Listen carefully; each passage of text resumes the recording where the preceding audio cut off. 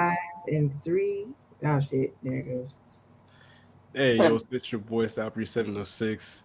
This is the Dirty Bird Nation Report, the unofficial official podcast of Falcons Twitter. We actually have some consistency. This is like 2 episodes, 2 weeks in a row, so clap it up for us. Woo woo.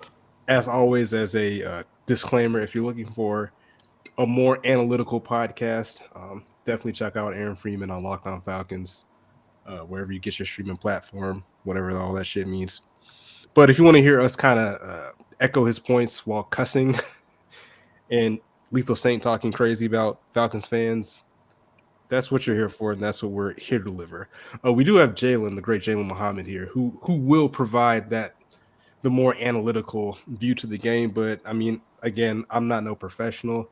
I'm just that guy on Twitter that comes on Lethal's podcast and holds you bums accountable for your terrible takes. So let's get it cracking. What's up, y'all? Fuck this team. I mean, hey guys, hey. Hashtag optimism. Hashtag this is not fantasy football. You know what I mean? So where do we start? Where should we start? Should we start with the game? Always. Yes. All right, so let's start out with the game. Let's be semi-positive, glass half full. Wow. You will get nothing from me. Look, Okay. The boss said be semi-positive. Okay. I'm not. This is not my podcast. My podcast is KCSE Ave. You definitely want to check us out whenever we drop weekly. Boo! Podcast No in the free game. promotion. Boo! What the fuck? Wow. All right, so we'll start out with some positivity as the Falcons rallied to lose 31-27 to the defending Super Bowl champion Los Angeles Rams. Where for 3 quarters, I also tweeted this out, and this was narrative this week, that we kind of did the Bizarro World Falcons this week. So last week we played great for 3 quarters and shit the bed the fourth quarter. This week we played ass for 3 quarters and then played good for 1 quarter, which I have some spicy takes on why that is, but I'm not an analyst. I just give hot takes, but it looked like about what I expected. If you listen to KTSE Ave, the podcast that I won't get free promo on for here, I do my Falcons predictions every week, and I predicted the Falcons to lose. I didn't think it would be this close, but I mean, it is what it is. I didn't think that we'd be able to replicate the amount of the pressure or the sacks we got the week before, as a majority of our pressures came with like DB blitzes, things of that nature. I think that the frothing, foaming at the mouth Falcons fans saw that we had 5 sacks last week, and then saw that the Rams gave up 5 sacks to the Bills and think, oh, well, they got 5 sacks, then we should get 5 sacks. Fam, the Bills got 5 sacks rushing 4, right? We got our sacks having to send miscellaneous people at all times to a quarterback that apparently had a broken back in Jameis Winston. So that was kind of one of my biggest things. Also, I believe that the Rams will put us in a position to play to our weakness, which is Mariota passing the ball, as we'll allude to later, as he threw 2 interceptions. And it's kind of crazy. Like, the fans put the F in Fickle because they have really turned on that guy quick. And I'm right there with him. I was never really sold on him to begin with, but I imagine if we win last week or win, 2 weeks ago, the narrative's different. Because, again, it's funny how the narrative swings based on wins or losses. For me, I kind of observe how the game goes. Even if we'd won last week, I still would have had my critiques. But overall, the end of the game was exciting, and I'm glad the Falcons are giving us, entertaining games, even though they end in heartbreak. But I mean, the fourth quarter is great. Like, it's probably the most fun I've had watching a Falcons game in some time. And knowing that we're in a quote rebuild, I mean, I guess that's all we can ask for? ? I know some fans, it goes back between, hey, when we almost beat the Saints, the narrative is like, hey, this roster isn't as bad as everybody said. Even Arthur Smith alluded to it, that the media buried him or buried the team in week 1. But then we can't compete with the Super Bowl championship team like the Rams. Like, oh, well, remember, we have a terrible roster. So it's kind of a week-to-week narrative, as always, of how this Falcons team is going to be perceived. But, yeah, interesting game, competitive game. But it looked like the Rams were kind of doing what they wanted. Like, Matthew Stafford's first incomplete pass after, 12, 13, 14 attempts was a pick on a very unnecessary pass. Like, he was just kind of throwing it out there, kind of being greedy, and got picked off. But at that point, if you completed every pass and done everything you wanted to, like why would I even fear this team? And I alluded to that in my tweets, like, yo, he's just out here throwing the ball with like not a care in the world of making mistakes or getting sacks, just like whatever, it's the Falcons. And that kind of led to the Falcons being able to rally back in the fourth quarter. See, let me tell y'all what happened. Since we're going positive stuff first, right? So let me tell y'all what was going on in this game. So, you know how we only had 3 points for a long periodically time. What we were trying to do is get to 28-3, then make a comeback to try to break the curse.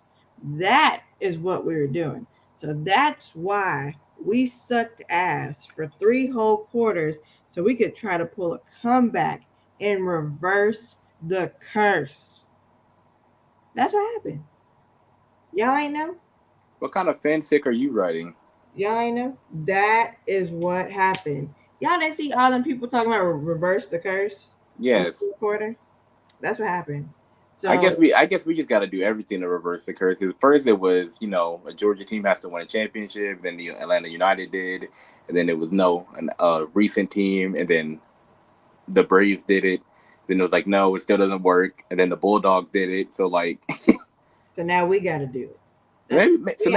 maybe they just fucking suck. Like, but look, all seriousness, I can't even lie. The fourth quarter was a little exciting. It was like, damn, are we actually gonna make a comeback? But at the same time, I wasn't holding my breath because my blood pressure is already high with this team, and I wasn't about to like go overkill because I don't got no blood pressure medication. I was about to say something, but I ain't trying to lose my job. But I don't got blood pressure medication that I need, so I was chill, and then I just wasn't surprised that the game ended up like that. But it was nice to see the effort put in by the team. Not everybody, but by most of the team, trying to make a comeback to win. So it did end up being close. And people don't forget 2 of those points were not ours. They took a safety on the Rams, so it wasn't that close because of us and our doing.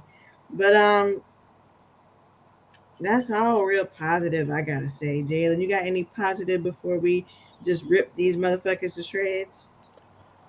Michael Walker continues to look good. I think is he like a second year or third year? But one of those years, I was like, he should probably play more because I thought he was actually good, and he is actually good. So that's good to see.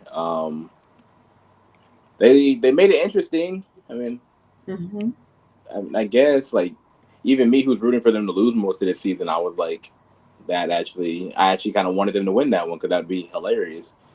But I mean, beside that, it's not really like too much. I mean, Drake London looks good. He looks like he's gonna be good, which is great because if they invested another top pick on somebody who's not gonna get the ball, that would kind of suck. But besides that, I mean, there wasn't really like that many like great things. There were some minor good things that are like building blocks, but that's pretty much all for the things that I would say is like actually really good. But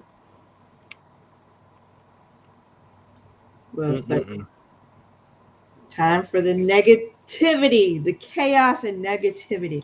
My favorite stuff. Where do we even start? Are we just gonna talk about the offense all the time? Because I would say that probably the offense is the part we should focus on, as there are historically more resources invested in the offense, as we've had 2 top 10 picks in the last 2 years invested in weapons, kind of repeating the history of the Falcons, focusing more on the offense than anything else, which again, we're still going to be having this debate in a couple of years of whether the number 4 pick for Kyle Pitts was a good or bad decision, but we can cross that bridge a little bit later. But yeah, this offense is definitely limited by Marcus Mariota. There's a lot of former Tennessee Titan fans or Mariota stands that just think that he is the heir apparent, that this is his chance to shine and kind of have his career revamped in Atlanta. He's with Arthur Smith. They have familiarity. We've done that song and dance before with Matt Ryan and Dirk Cotter, and that didn't really work out too great. But I mean, overall, we looked pretty much overmatched by a better team. But the real thing we actually want to get to and talk about is the buzzword, the buzz phrase. As you can see, my background picture from last week is Kyle Pitts on a milk carton. It's just this offense is baffling to me. When you watch the other side of the ball or the other team with players like Cooper Kupp and Allen Robinson, who they find ways to get working. And one of the tweets we'll talk about later is a point that Jalen made regarding Allen Robinson. But I did just see a tweet from Aaron Freeman saying that he watched the first half of the game, and it's not on Kyle Pitts or Arthur Smith. It's on Marcus Mariota, which, again, I look into a little bit more. But I do think that Marcus Mariota definitely limits this offense. But it's strange that he can find a rookie wide receiver in Drake London, which is good for us. But the idea that you cannot find creative ways, even if Marcus Mariota is limited, there are definitely ways you can scheme to get him the ball. Like if you watch like Sean McVay during the Falcons game being very creative, right? Like they had a wide receiver at fullback and they were running plays through him to give them different looks and find ways to get their players the ball. Like simple wrinkles like that could easily be emulated if you had a more creative play caller. I get coaches have their systems and what they want to do and their philosophies they want to establish, but at this point, if we're in a quote-unquote rebuild, what does it hurt to try to get your guy the ball? And again, Aaron is saying, and I usually take what Aaron says is pretty much the gospel because he's the best Falcons analyst out here, bar none. However, even if it is on Marcus Mariota, the idea that he's only being targeted 2 and 3 times a game is baffling. Like, at least if you throw it to him 10 times and it doesn't work, at least you tried. Like, Cooper Kupp was targeted 14 times. You know what I'm saying? Cooper Kupp is in, even if it's Mariota not being great, how hard is it to just throw it up to your guy? As we saw them throw fades to Cooper Kupp, who is not a 6'6", can jump out the building, quote-unquote unicorn. Like, I will never understand it. I'm sure this week against the Seahawks will be a bounce-back week, and the narrative will quickly shift to, oh, look, Arthur Smith figured it out. He's, quote-unquote, unlocked Kyle Pitts, and everything's fine. And I'm going to go ahead and get ahead of that narrative because, again, the Seahawks aren't good. And most likely, after all the hullabaloo about Kyle Pitts, I'm sure he's going to have a great game, or I hope he does. As fans, we shouldn't accept that. Right? This needs to be a every-game occurrence. It shouldn't be like, hey, Kyle Pitts balls against sorry teams, and then he disappears for 3 or 4 weeks. You know what I'm saying? That's unacceptable. So let's not fall into that trap. Let's keep the fire on Arthur Smith and the offense and finding ways to get the highest drafted tight end of all time more looks. Simple as that. Yeah, I saw Aaron's tweet too about that today. And I'm sure Jalen can give us more insight as to what he's seen. Is it Arthur Smith, Mariota, or a mixture of both?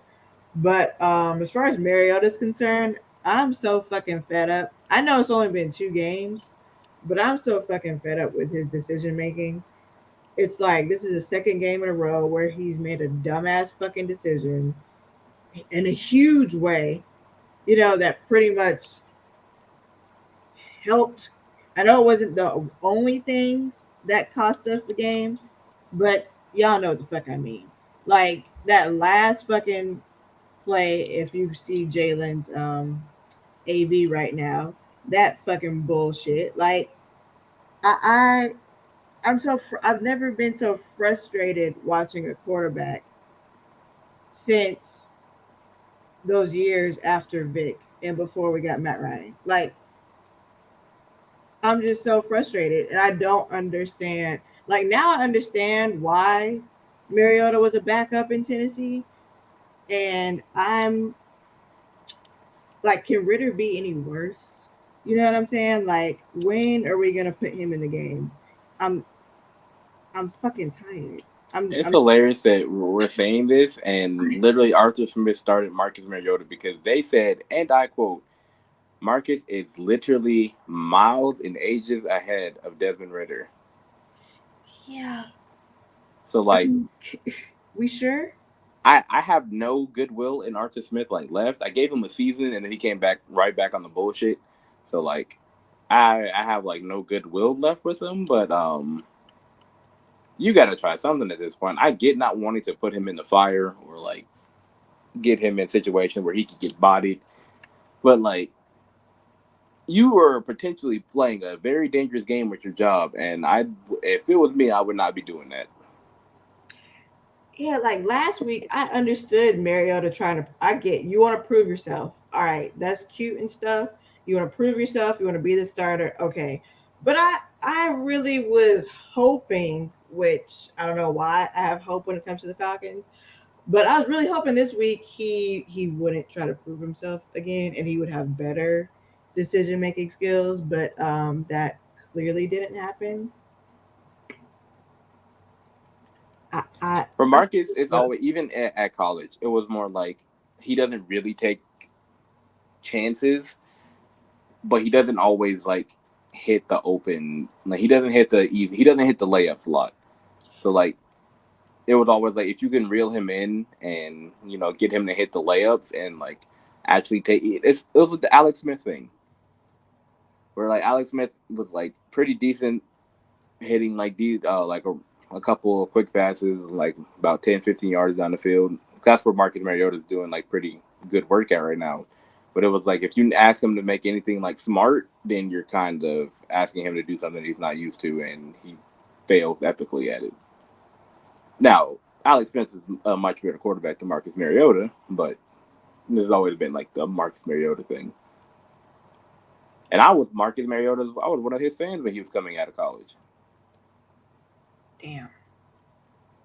And he's still not doing it. Like that last fucking play. Drake London wide open. Pitts ended up being wide open.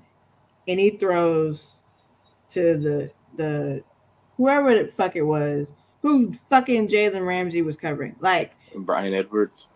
Yes. Like short ass Brian Edwards versus the Jalen Ramsey. Like really? Not Drake London, who was in the end zone just chilling. Like that's what you do. Shout out to Jalen Ramsey. All the people that flamed him up last week. I was like, hey, delete them tweets, man. Like it's funny how fans after players have one bad game, as long as it's not players on their team, have one bad game, and all of a sudden they're washed and they're trashed and they're going to be in the USFL next year. Like, even if he was quiet the whole game, same as with Aaron Donald, like, that's what you expect your star players to do. Like, when it counts, you need them to make a big play. Those two players made big plays. And hopefully, if we get, high enough standing in the draft, we can get, hopefully, impact players that can do that for us as well, preferably on defense.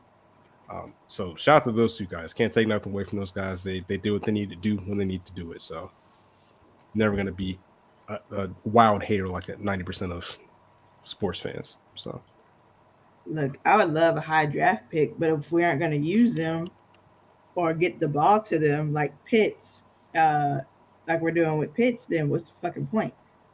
Pitts is 4th in receiving yards as of today. This is from ESPN.com. Pitts is 4th. It goes Drake London, Hodge, Zacchaeus, Kyle Pitts.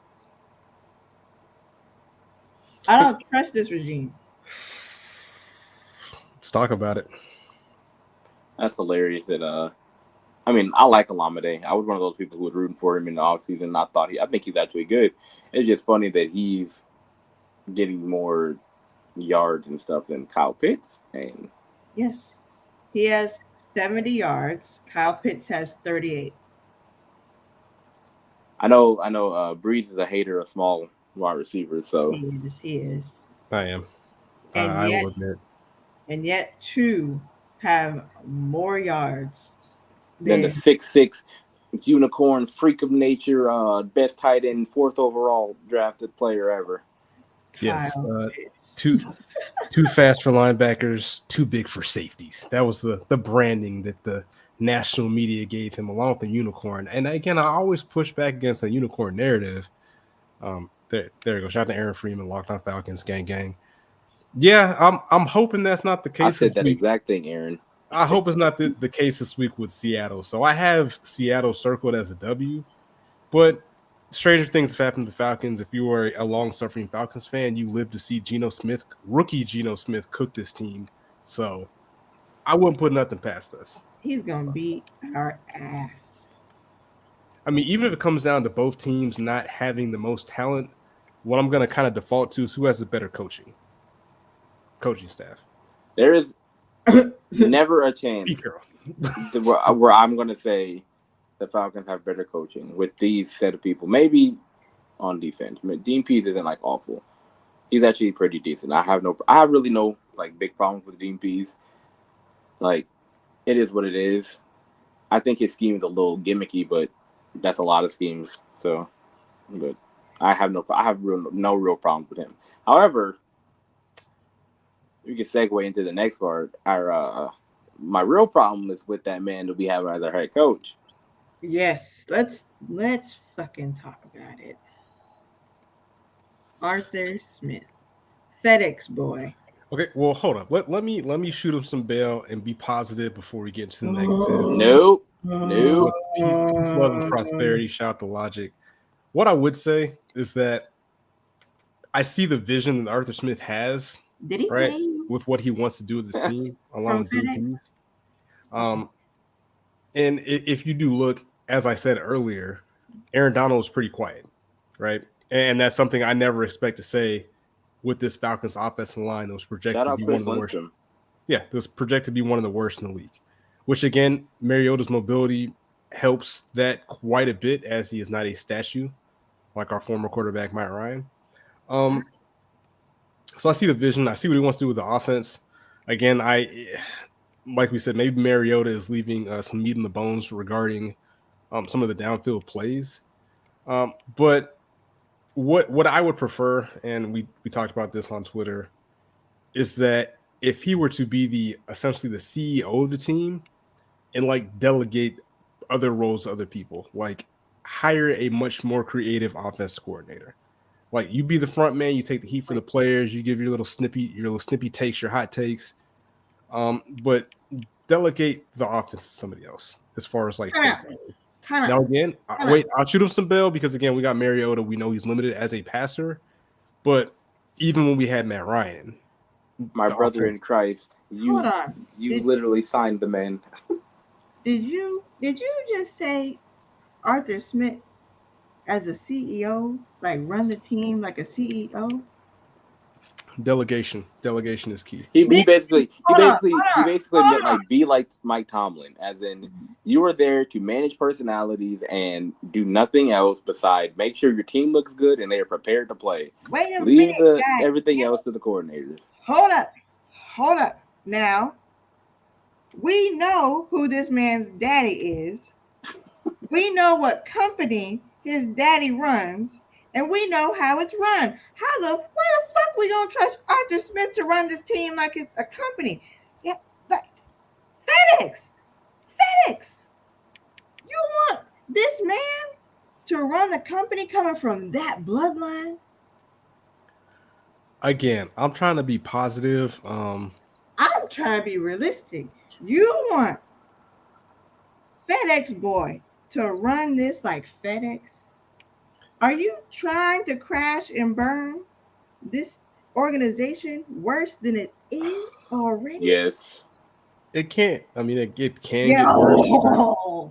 I'm just saying, like, I feel like that overall as a team, we've improved. We are devoid of talent, but I'm always going to go back to there's no excuse for Kyle Pitts not getting looks, regardless if it's Mariota or not. Fam, do a jet sweep, do a fade, literally do anything to get that man the ball. God, line him up in the backfield, give him a toss sweep, do something, man. H-back, anything, wildcat, just give him the ball, please. Give this man the ball.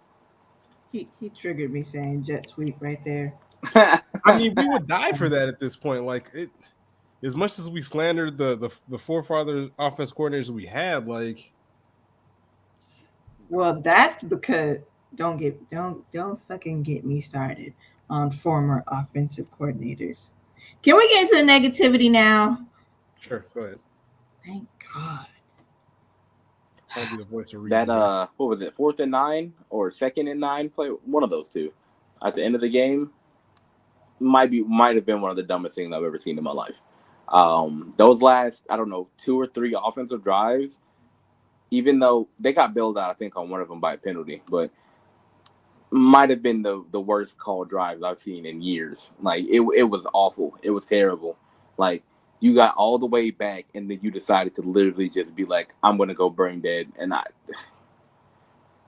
couldn't even say I was shocked because I expected it, but my brother in Christ, like what are we doing? Why am I running a toss or like a draw on 2nd and 9 with like, and the fact that they were trying to run the ball down 25 and like hashtag like I get it. You want to like you don't trust Mariota again. You signed him and you started him, so like you kind of that's your own fault. And then on top of that, you wanted to run the ball consistently against a defense who at that point was pretty much like, all right, they're not rushing the passer too well, and they can't run on us right now. So you know what we're gonna do? We're gonna put Aaron Donald and our best and Phillip Gaines, and they're gonna cook these 2 guards. And it happened, and they just let them do it. It's so fucking frustrating. Don't even get me started on the Kyle Pitts shit, because like, oh no, I'm about to read the quote. Go ahead, because I got some. I use a lot of the stuff like that I see on Twitter, and I just keep it pushing because a lot of people are fucking stupid, and I will gladly say that, and I don't give a fuck who hears it. But a lot of people are fucking stupid because they just be talking, and they just be talking, and then they just be talking some more, and then they just talk and talk and talk, and they don't know what the fuck they're talking about. They just want to look cool. They want to get the little retweets off, and I'm just sitting here like, you got it, and I'm gonna let them do it. Can we pause there? I've said this before multiple times, and you can look at the people that say stuff that makes sense are usually outshadowed by the very loud, very vocal minority of people that, you know, have Falcons Defender as their name, or every week they tweet random player with hashtag season at the end of it, and then they do absolutely nothing. It's just a lot of projection, or like, oh, I don't care if this team goes 0-17, I'm a ride or die for them. Oh. Like, why is that something that you're like projecting? Like, why are you proud to root for a bunch of losers? Do you want your dick sucked by the team? Is that what it is? I'm sorry. I fucking hate those tweets. I don't give a fuck what we do. I'm ride or die. I'm Falcons to the day I die. You're not a hashtag real fan because you're rooting for them to lose, or you're not a hashtag real fan because you're not expecting them to win every fucking game. Obviously, we're expecting them not to win a game for a reason. Right. I only speak positive. Yeah, because we're haters. We're Falcons. Y'all are haters. Y'all ain't real fans if you say anything negative about the team. Oh my God. Shut the fuck up. Shut the fuck up. Everyone is a real fucking fan, good, bad, or ugly, whatever. No matter what the fuck you say about the team, you still buying merch, buying tickets. We still talk about. Oh, wait a second. So I've said this before. I am not a Falcons fan. I am a Falcons supporter. I've already told people. A single piece of Falcons merchandise, by the way. This nigga got a Falcons hat on right now. Oh, that is a Falcons hat I bought. This is a Falcons hat I bought in 2017. You still got it on. Look, we're on a Falcons podcast. I gotta do. But I am not giving them a single dime. I've said this multiple times. I'm not going to the games. I'm not going to the stadium. I'm not buying no merch until they get their shit together. I'm not going to enable bad behavior. Yeah, but guess what? You still here talking about these niggas. It don't matter. Everybody who's a fan of the team is still a fan of this team, unless they revoke their fandom, which some people did. I'm not saying I'm a fan, but I'm not giving them any of my money until they get their shit together. Any more of my money. You ain't out here doing this whole bullshit. Everybody else is like, stop trying to kiss that. They don't care about you. They don't know who you are. Okay, everyone's still a fan or a supporter or a fucking I watch them, but I don't love them no more. Like we all still here. Stop saying that shit. Like y'all are so fucking annoying with that. Continue with your tweets you was about to read off.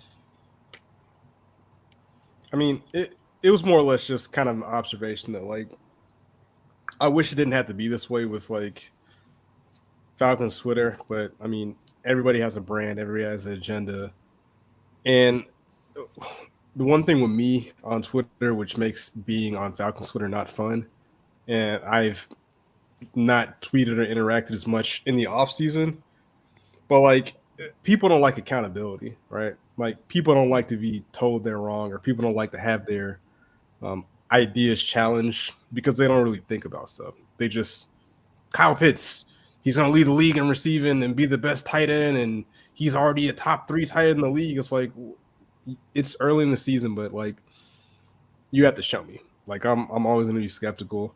I'm not going to jump out the window too much on many takes. And again, if I give a bad take, call me out. I'm open to criticism. The difference is I'll be like, hey, guess what? I was wrong. I'm not going to argue you down for 35 minutes on an app about an ass football team. I'm like, yep, I guess I was wrong. I'm willing to grow from that. So, yeah, but moving on. Jesus Christ. What's the next topic? Yeah, I've been trying to look up some Kyle Pitts stats. Like ESPN will not let me pull up his stats for some reason. I'll tell you, he has 4 catches for 38 yards. There you go. 10 targets. Well, I was gonna go backtrack to last year and kind of see, and this is where like the kind of the stupidity comes in as far as like people's expectations. And the one thing that everybody says is like, hey, he had all these yards last year. I'm like, well, yards don't necessarily win you games. Yards are counting stats, right? I would trade half those yards for 9 more touchdowns, because most likely that means it's helping to contribute to wins. So I just think people just have revisionist history on his rookie season. Yes, by counting numbers, it was historical, but there are other players that are drafted less and not as talented that get more production. So that's like one thing I will never get with Falcons Twitter. Zacchaeus may go for 1,000 yards this year, the way things are going. Over Pitts. I was say that's a little stretch, but I get what you're saying. Yeah, and again, as much negativity as we're projecting, like I think they're gonna get together just because there's no way they can't, right? Well, speaking of getting it together, Arthur Smith said that it's not fantasy football. We're just trying to win. We will continue to look at everything and try to get better. So I guess that means we are going to get better, according to Arthur Smith, even though he said try to get better, even though y'all bitch asses get paid millions of dollars to do this. It's very frustrating. Y'all get paid millions to do something, and you're going to say you're going to try to get better. No, you need to get better, not try. You need to do it or get the fuck out of here. To be fair, there was more context with that Kyle Pitts tweet. Somebody made a joke that like, hey, he should probably cool down a little bit after games before giving pressers because he stays giving like these hot takes. Fucking sassy ass answers. But even with that answer, like the idea, and why are you? I don't know somebody directly. I feel like the Falcons media, as much flack as they get, I feel like people didn't ask him I hope nobody asked him directly about fantasy football. I feel like that didn't happen. But the idea that the media, as well as fans, wondering why the highest drafted tight end in NFL history is not getting targets, That's a fair question. That's not. Mhm. I feel like you shouldn't get sassy about that. And I get that Kyle Pitts is contributing in other ways. However, he wasn't drafted to be a blocker or a decoy. He was drafted to make spectacular plays. And again, as fans, it's reasonable to ask why we are not seeing this. So I don't get the sass. Again, we're in a rebuilding year. I feel like it hurts us nothing to target him every play. Why not? Remember the infamous shout out to Marcus Stiffles. We was at this game. The infamous Roddy White game against the Colts. Yeah. Where Motherfuckers Kyle were Shanahan, saying Roddy White's not getting enough touches, so you know what he did? this Gave motherfucker him came out the every first touch. Touches. God So this is when we were like kind of in the mix a little bit. I think that's the first Shanahan season, so we went 8-8. Regardless, so the idea that you can't do that, it still kind of bothers me. And even when we had Matt Ryan last year as a rookie, without looking it up, how many times has Kyle Pitts got over 10 targets The game? in one game? Shit. I think he had like 3 or 4 games last year with 10 targets. Give what you got. 5. Last year, Kyle Pitts received 10 targets one time. Yes, sir. In early in the season too. 1, 2, 3, 4, week 5. And that was it. Damn. So again, I understand that the game flows in a certain way where it may not be where you can target him like that. But let the people on Twitter tell you, oh, and I tweeted this out. You can look it up. It's right there. People are making a big deal like, oh, he had more yards than Julio Jones or something like that. There was some stat with him and Julio Jones where people were trying to juxtapose those two players and kind of insinuate that because he has these numbers that he is better than this other player. And my response to that was, go look at Julio Jones' rookie year highlights. They are not the same person at all. Not even close. Like, stop. But again, people perpetuate this narrative. The unicorn, he's so tall and so fast and so lanky and has this catch radius. And again, nothing against you, Kyle Pitt. If you happen to listen to this podcast, we want to see you flourish.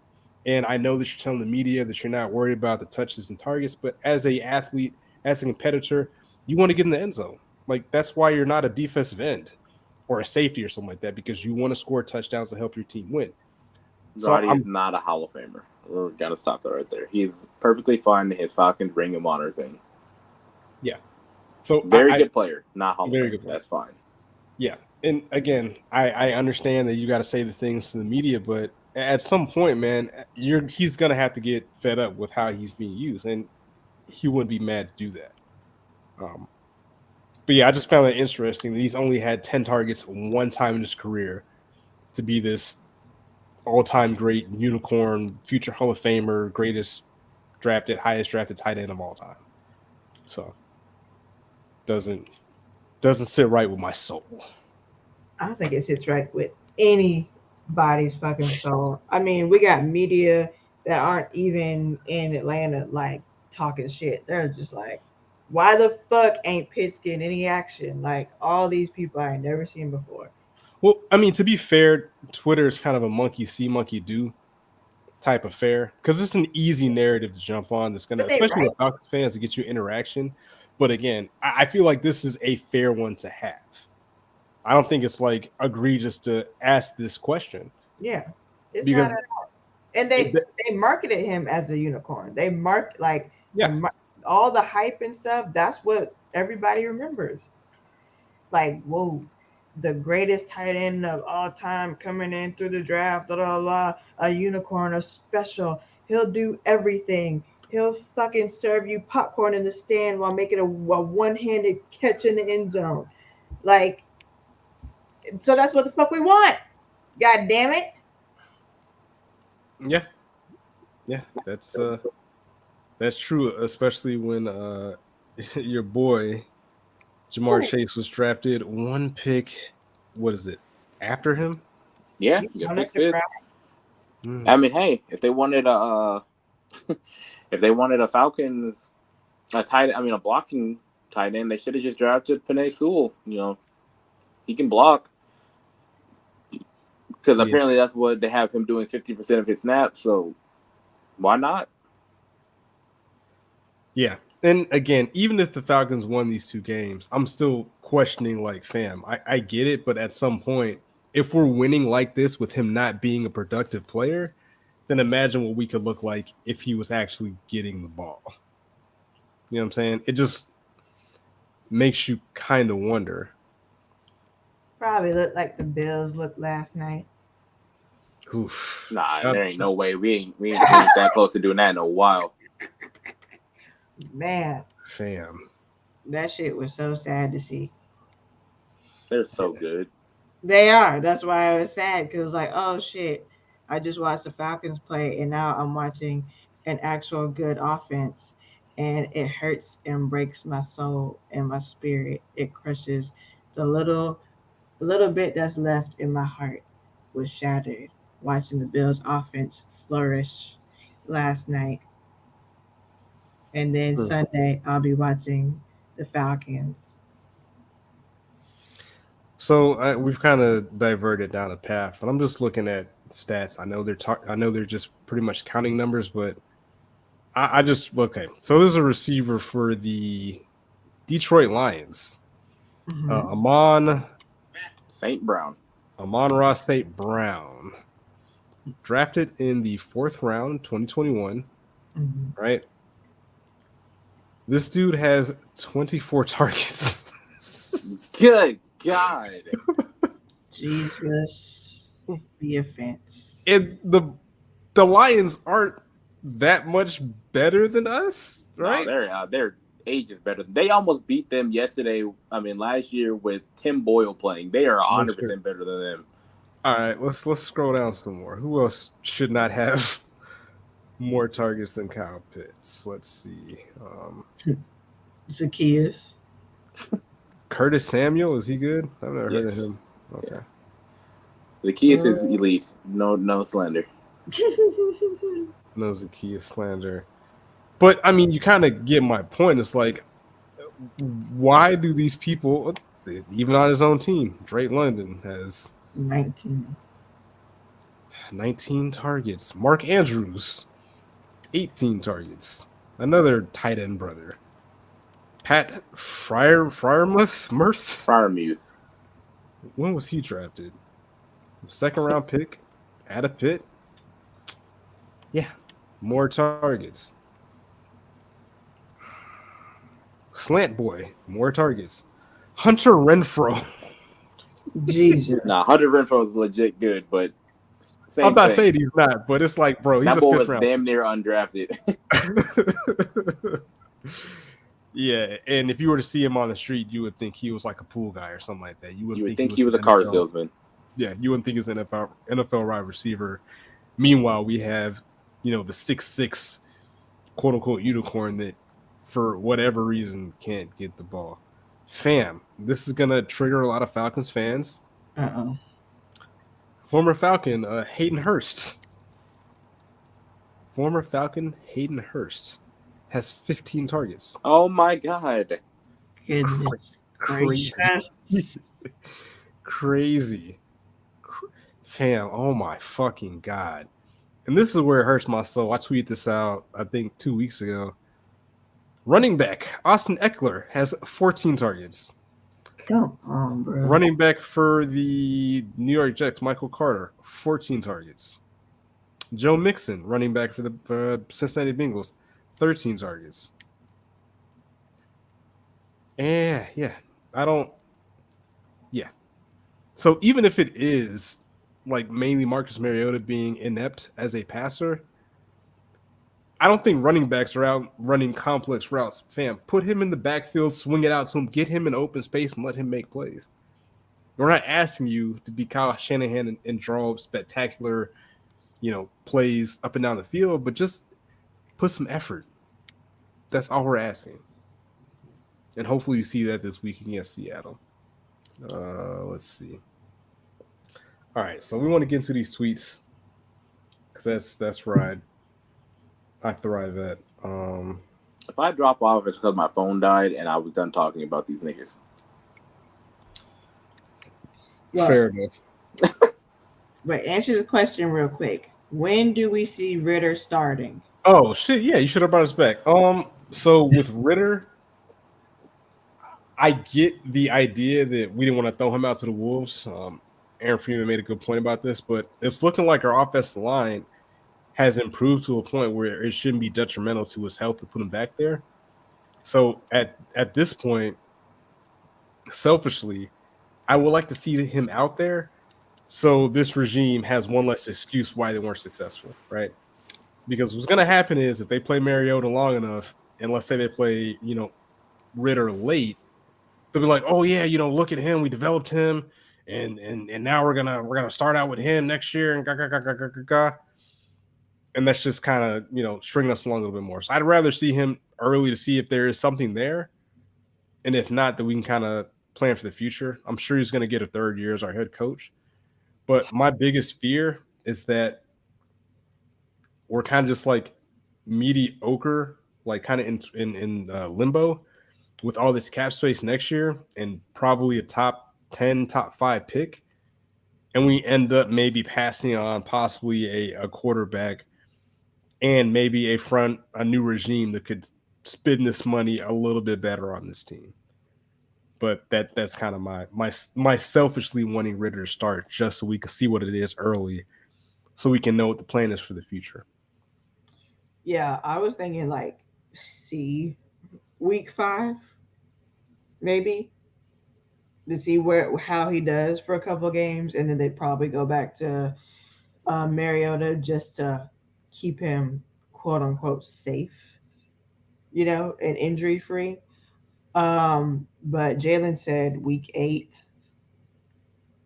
which also I wouldn't be surprised. I think Mariota will fucking get on everybody's nerves by then. Either Mariota is gonna get his shit together and have better decision making skills, or he's not. So at this point, it's like seeing, you know, what Smith wants to do with Mariota and seeing if his decision making skills get better.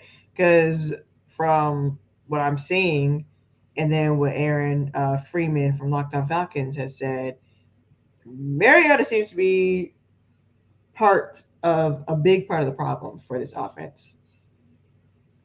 So something's got to give. Yeah. And I don't necessarily think he's going to get it together. I just think we're going to finally play a team that we can match up with. And if we play, like, even with the Saints game, there were some questionable decisions and the defense kind of let up. But had the defense kind of did what they're supposed to do, we'd have been fine. So I think we play a lesser talented team, like hopefully the Seahawks, and he wins. I'm telling you, the narrative is going to shift. Of course. At least for 1 week, and that's all they need to do is as long as they can piece together a win or two here, week to week, then it's fine. However, if they lose to the Seahawks, then I feel like yo, we gotta get him up out of here, because after the Seahawks game, there's not too many projected wins on the schedule for this Atlanta Falcons team, right? Yeah. After the Seahawks, we face the Browns, who they have more talent on the roster. They might not have the greatest quarterback situation, but they have Myles Garrett and Nick Chubb. That's problematic. Scary. The Buccaneers haven't looked great. Tom Brady, their offense looks very dink and dunk. However, they could turn around and give it to Leonard Fournette. And they still have Mike Evans and one Julio Jones, who I'm sure will not be injured that game. 49ers, back the one with Jimmy. game we need to win. Good fucking luck. The only game Not gonna happen. I need us to win. Not the gonna happen. one and only. Y'all know why. That's the only motherfucking game I care about winning. We can lose the rest. We need to win that fucking game. Ooh, what if I go? So that's gonna be an L. I have the Bengals. I had the Bengals as an L, but their offensive line is kind of ass. However, like Aaron said earlier in the chat, the Falcons are usually a bounce back game. So if the Bengals were to get their shit together, by God, it would be against the Falcons. They also still have Jamar Chase, so that's problematic. Panthers, I have a splitting with them. I might not even watch the Chargers game. I don't know if I can handle that. That's gonna be tough. That's gonna be tough to watch. So split with the Panthers for chaotic reasons only. I hope the Bears win. Just for chaos. Game. Their roster's not great. However, they can run the ball and their defense is decent. So the Commanders, I think I had us losing to them. I got us losing to the Steelers. I got us losing to the Saints. The Ravens game might be a bloodbath. I got us losing to the Cardinals and then lose to the Bucks. So the opportunities to get wins is not, it's few and far between at this point. So if you don't win against the Seahawks, I don't feel like there's any way they can justify to continue to play Marcus Mariota. Here.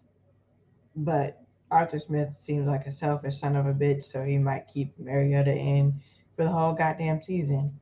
All I know is you got one motherfucking game you need to win. That's all I'm asking for. I don't ask for much. Okay? I don't ask for that much. But you better beat the fucking living shit out of Kyle Shanahan. Fair enough. All right, let's get to these tweets because. All right, so we'll start with 2 days ago. I tweeted out what y'all's thoughts on Arthur Smith at the moment. At ___ shelf said he's lucky he comes from a wealthy family. Mario's OG Big Zaddy Kai said he needs to stop being sassy and get pits open. Fair. DBNG Baby 3600 MOKZ4. That's a wild name. He tweeted a GIF of trash cans. Fair enough.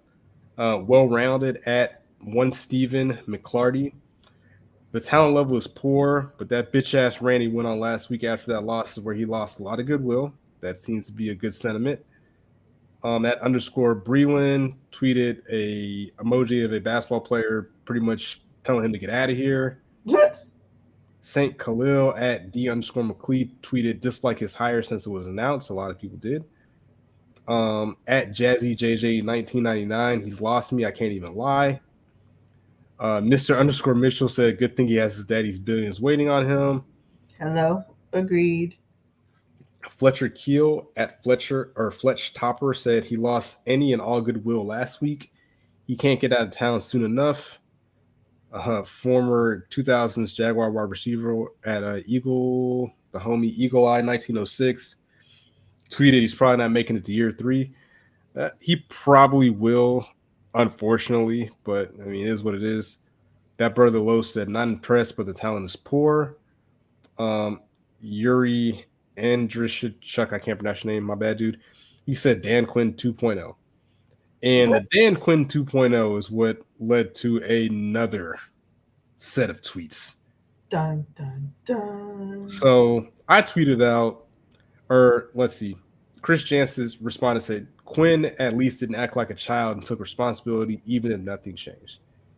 I simply replied, DQ was definitely likable, right? Mm-hmm.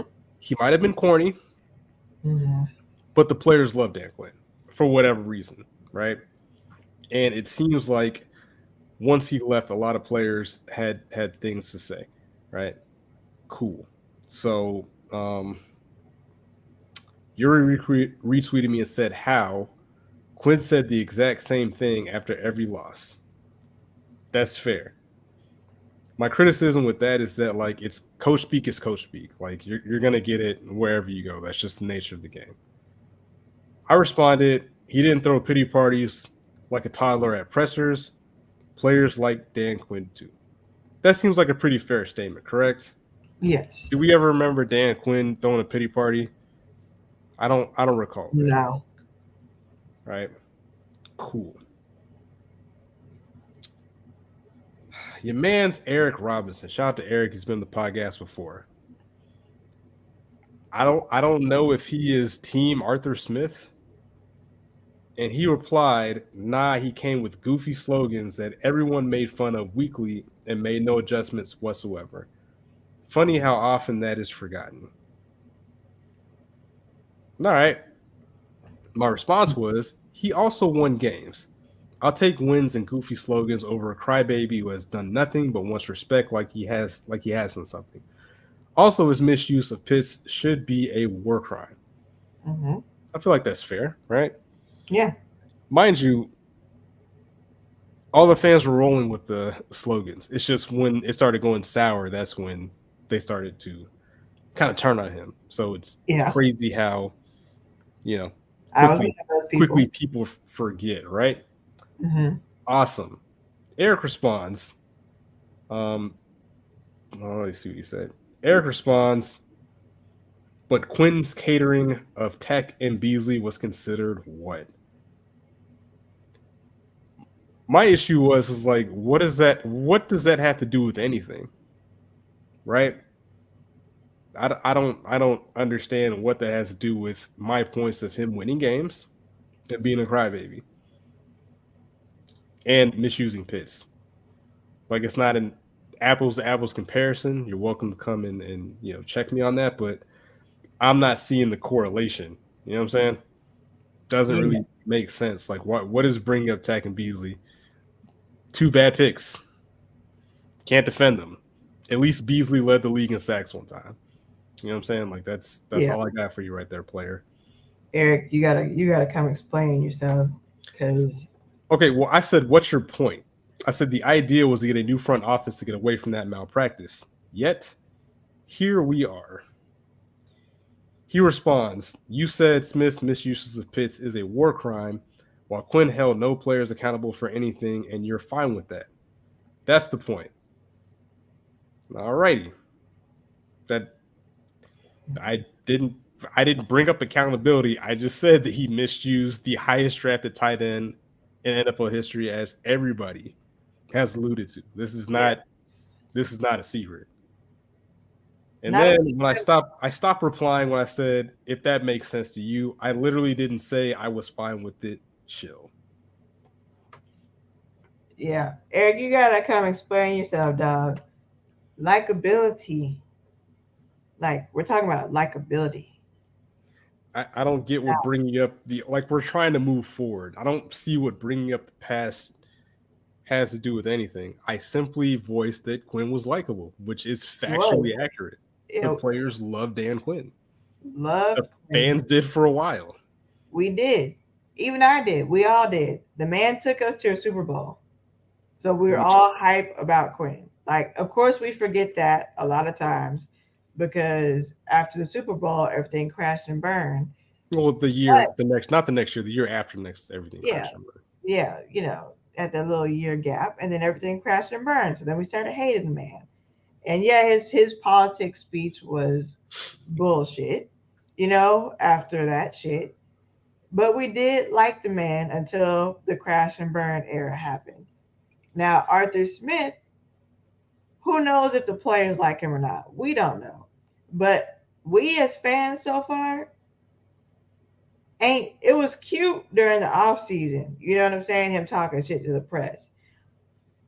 It ain't cute no more because what you're showing us is some bullshit. And then you want to be snappy in the pressers at the media and fans.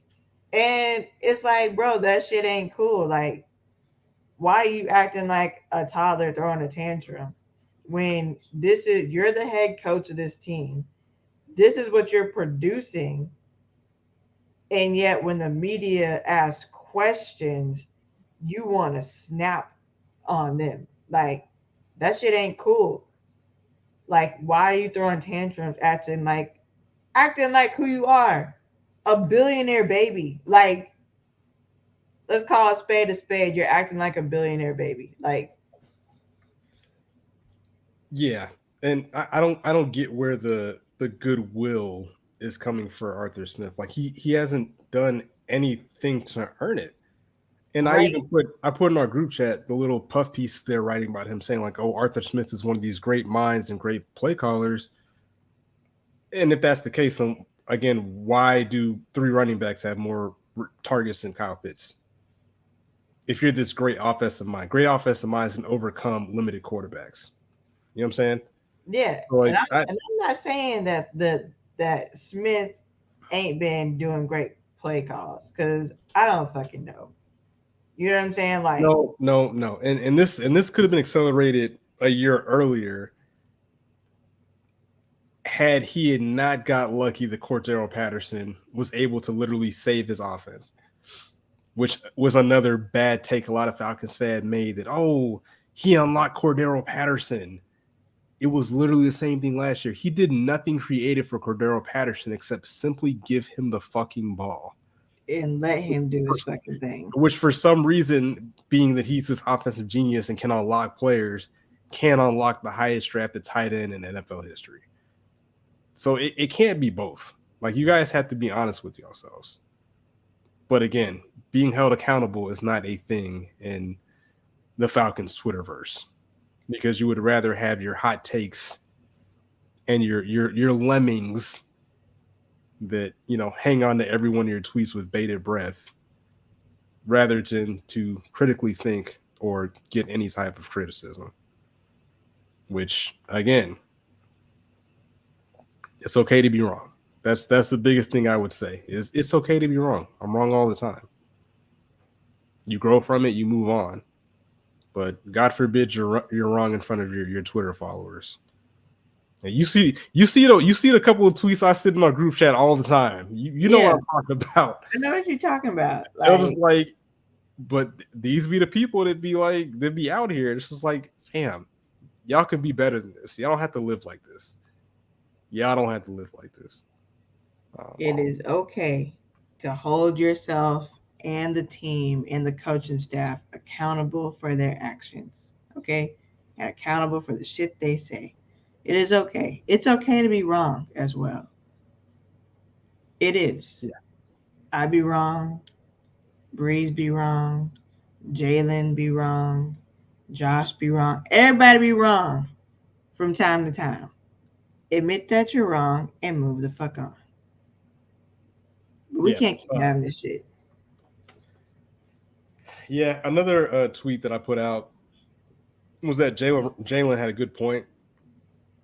And this is, I think I might have said this on my other podcast, but Allen Robinson, who essentially was signed to be their second wide receiver, was essentially a ghost the week before, right? I think he had 2 receptions and was targeted twice. And the difference is that they had a play caller that made it a point of emphasis to get him involved. The fantasy football comment seemed to be more deflection from Arthur Smith's incompetence.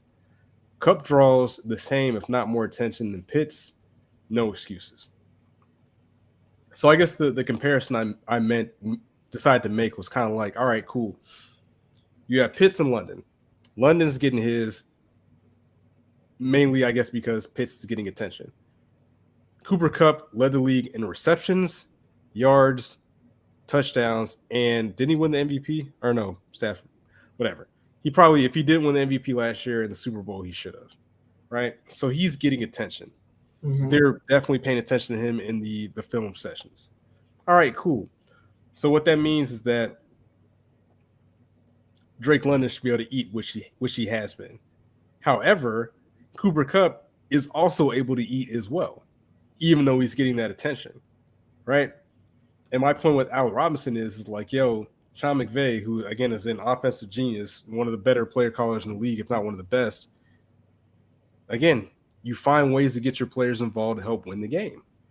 And I tweeted out early in the game, if they find a way to get Allen Robinson involved in the game, it's going to be a tough day for the Falcons because Cooper Kupp is going to get his.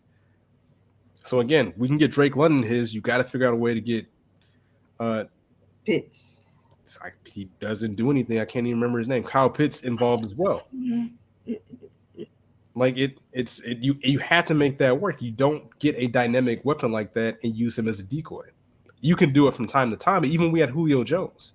There was times he was used as a decoy, but there's also times like, hey, just take a shot. And as you saw, they took a shot with Kyle Pitts, and guess what? We got a huge defensive pass interference call. Hello. There's got to be At least you tried, and it ended up as a positive play. Yes, and that's and that ties back to the point. Not saying it has to be perfect. We're not concerned about fantasy football. At least I'm not, because I'm not playing fantasy football this year. But I am concerned that we had this player, we had this Ferrari that is stuck in bumper to bumper traffic because you can't find the back roads to get him rolling. It's very troubling if that's the trend. Again, it's still early, and we can still make some things happen, but a lot of the fans do not believe that he knows. Here's one of the tweets. So this is a tweet from I Be Telling Jokes at Cedric Mill. He responded to a tweet under that tweet from Makisha. Makisha said, Arthur Smith doesn't know how to use Kyle Pitts. He barely knew how to use Calvin before he left. Granted, Pitts can open up passing lanes from London, but if you're not trying to get the ball or draw plays to your best players, what are you doing? And Cedric replied, if you don't know how to use them, why he had all those yards last year?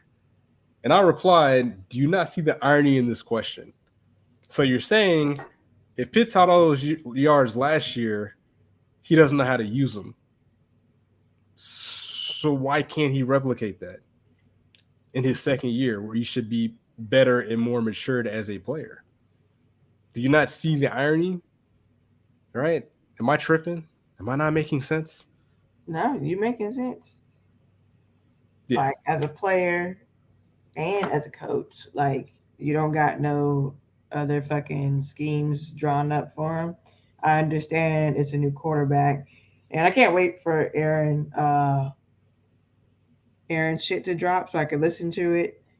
So I can hear him talk about how it was mostly Mariota, and I've seen a couple other people say Mariota had the quarterback option to like give it to Pitts, and he chose not to. So I can't wait to get in depth on that, and I encourage everybody else to listen to that so we can discuss this shit next week because I'm sure it's gonna happen again next week with Pitts being on the milk carton. But yeah, like you should have more shit coming out the woodworks. Like, what did you do all off season that you couldn't drop different plays for Pitts to happen? Even knowing you have another quarterback, like, okay, that's what the off season is for. Drop plays at training camp and practice and all that stuff. Like, figure it out. Like, that's what the fuck you get paid to do. Like, I'm not understanding. And I'm trying to. So, and just for kind of as we wrap, the hype behind Pitts and all these yards, right? I think people hear 1,000 yards receiving and think that's like a great feat, right? It's not as good as you would think it is, right? There's 17 games in the NFL season, right? So Kyle Pitts last year had 1,026 yards receiving divided by 17. That's 60 yards a game. 60 yards a game. If you go through every game he played last year, and this is concerns I have, and Calvin Ridley was a little bit like this as well. First game of the season, 31 yards. Second game, 73. Then you have 35, 50, 119, and 163, right? He had 163 yards against Miami Dolphins in a W. The very next week against Carolina Panthers, he had 13 yards receiving on 6 targets. 13 yards receiving. He followed that with 60 yards against the Saints, 60 against Dallas, 29 yards receiving against New England. And this is the game I point out for everybody when they're like, yo, the Falcons roster's not that bad, and we won 7 games with this bad roster and Arthur Smith. Fam. Against the Jacksonville Jaguars, who picked first overall in 2 back-to-back drafts. We were in a dogfight with the Jacksonville Jaguars with arguably one of the worst head coaches in NFL history, in Urban Meyer, who was 1 and done. And that's a game we should have lost.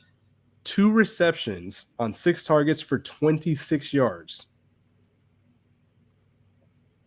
We got lucky. if y'all probably don't remember that Jaguars game last year, we got lucky we won that game against a rookie quarterback and a rookie head coach who was fucking terrible at his job. So you had 26 yards against the Jacksonville Jaguars. You followed up with 48, 61, 77, and then 102 against Detroit, 69, and then he was obviously hurt in the last game of the season. But like, there is a 1, 2, 3 game span where he has under 50 yards receiving.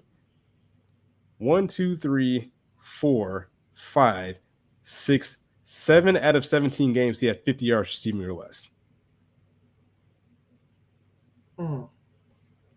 Like, that's, again, you look at the counting numbers and like, oh, he's just the greatest, and and I blame you guys for getting caught up in ESPN and narratives and all that stuff, but like y'all can't get caught up in that foolishness. For you quote unquote serious Falcons fans or people that are actually like use their brains, y'all gotta tune that stuff out, man.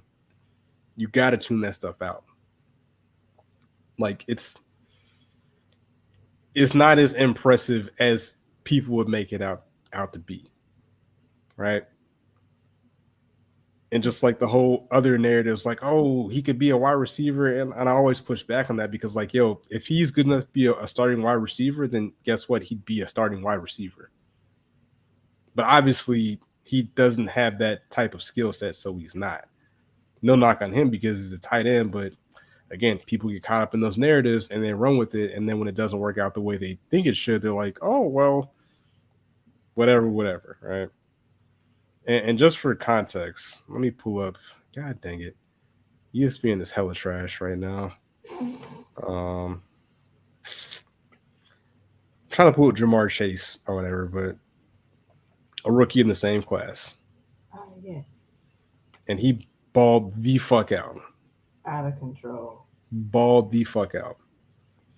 And honestly, at number 4, that's the kind of stats you're expecting from Kyle Pitts. Right. Hate it or love it. That's just kind of what it is and what you expect.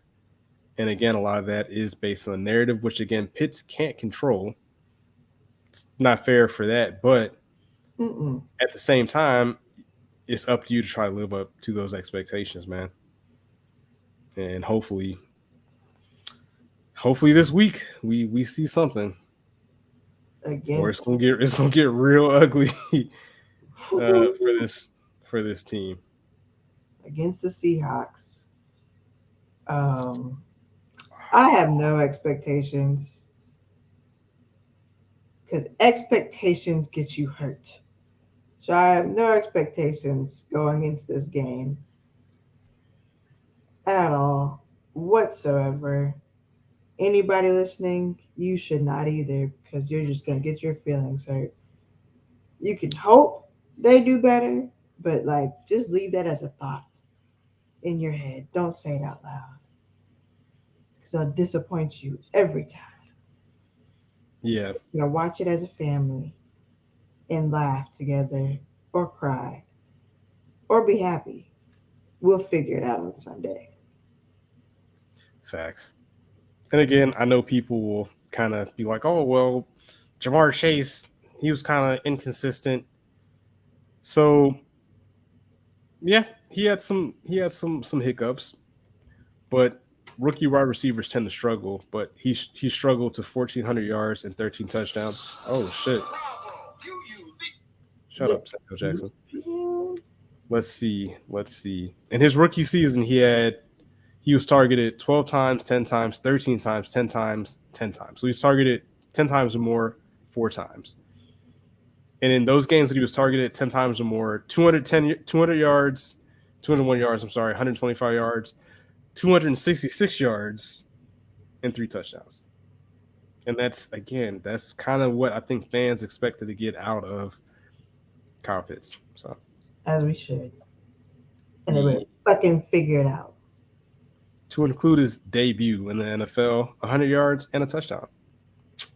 Yeah. Anywho, I feel we've rambled enough. We've slandered Kyle Pitts enough. Which, again, we don't think it's on you, buddy. We think it's on the head coach and the play calling and the quarterback. So anybody listening to this, don't think we're wrongfully slandering him, but we expect more from this franchise. We don't want to set up for mediocrity. And we want to be excited for a future team, not kind of living game to game and season to season. Wow. Why does this thing keep playing in my ear? But anywho, that's all I got. Shout out all y'all who listen. It's about that about dinner o'clock for me. So about bed o'clock for me. Appreciate y'all tuning in. We'll see what happens next week. Comment your predictions, thoughts about everything, even the defense, especially the defense, since we didn't cover that shit because I mean there was really no need. They tried their hardest, I guess, but offense, fuck them. Appreciate y'all for tuning in for another episode. 2 weeks in a row. We'll do 3 next week. 4 and 5, no, 5 and 6 are gonna be tricky because I'm moving. But hopefully my Wi-Fi situation's worked out. But on that, we will see y'all next time. peace.